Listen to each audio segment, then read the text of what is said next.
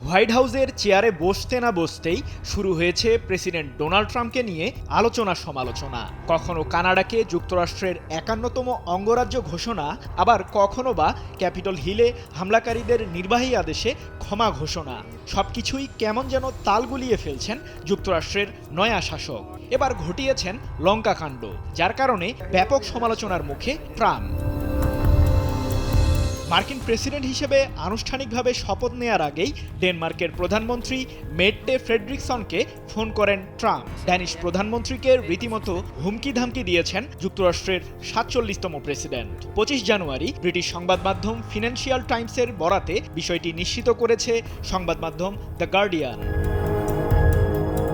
প্রতিবেদনে সংবাদ মাধ্যমটি জানিয়েছে, গ্রিনল্যান্ড কিনে নেওয়ার দাবি থেকেই ড্যানিশ প্রধানমন্ত্রীকে ফোন করেন ট্রাম্প। ফিনান্সিয়াল টাইমসকে কয়েকজন বর্তমান ও সাবেক ইউরোপীয় কর্মকর্তা বলেন, ট্রাম্প ফোনে ডেনমার্কের প্রধানমন্ত্রীর সাথে আগ্রাসী আচরণ করেন। কেন তিনি গ্রিনল্যান্ডকে বিক্রি করবেন না সে বিষয়ে মেট্টেকে জেরা করেন ট্রাম্প।